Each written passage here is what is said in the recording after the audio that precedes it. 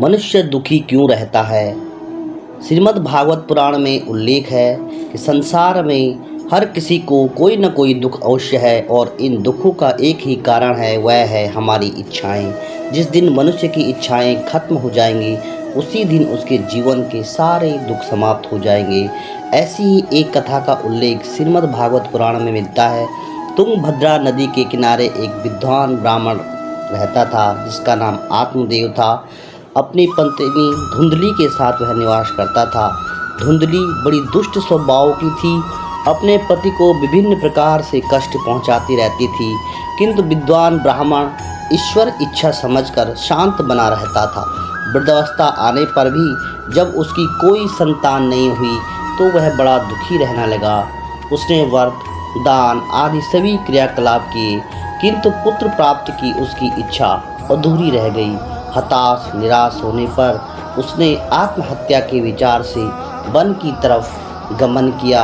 वहाँ एक तालाब के किनारे बैठकर चिंतन करने लगा। उसी समय ईश्वर इच्छा से वहाँ एक संत पहुँचे। आत्मदेव ने आदर सहित उन्हें प्रणाम किया और उन्हें अपना दुख सुनाया। सन्यासी उनकी कर्म रेखा देखी और बोले, ए ब्राह्मण, तुम्हारे भाग्य में संतान सुख नहीं है। विभिन्न प्रकार से आत्मदेव को समझाया, किंतु आत्मदेव पर कोई असर नहीं हुआ और जोर जोर से वह विलाप करने लगा। संत का हृदय द्रवित हो गया और उन्होंने अपने तपोबल से एक फल ब्राह्मण को दिया और कहा, तुम इस फल को अपनी पत्नी को खिलाना। ब्राह्मण प्रसन्न मन से अपने घर लौटा और पत्नी को वह फल खाने को दिया, पर दुष्ट पत्नी को वह फल पसंद न आया और उसने वह खुद न खाकर एक गाय को खिला दिया और झूठा प्रपंच रचकर अपने बहन का पुत्र अपने घर ले आई। उधर उस फल के प्रताप से गाय को मनुष्य के समान पुत्र की प्राप्ति हुई।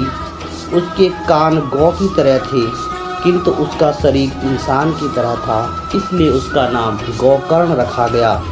धुंधली की बहन से जो पुत्र हुआ उसका नाम धुंधकारी रखा गया, जो आगे जाकर दुष्ट व्यभिचारी निकला और अंत में उसने अपने माता पिता को घर से निकाल दिया। गोकर्ण ने जब पिता की यह दशा देखी तो बोले, हे पिताजी, इस संसार में सभी मनुष्य दुखी हैं। सुखी वही है जिसने मोह माया त्याग कर प्रभु भक्ति में अपना ध्यान लगा दिया है। अतएव आप भी एकांत में जाकर भगवत भजन करो। आत्मदेव ने मोह माया से अपना ध्यान हटाकर श्री नारायण का स्मरण किया एवं उनका ध्यान करने लगा। कुछ समय बीतने पर उसे मोक्ष की प्राप्ति हुई।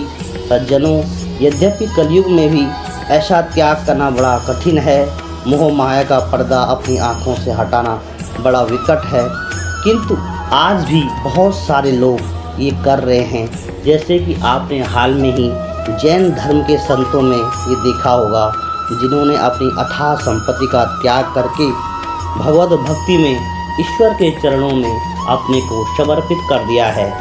जय श्री कृष्ण।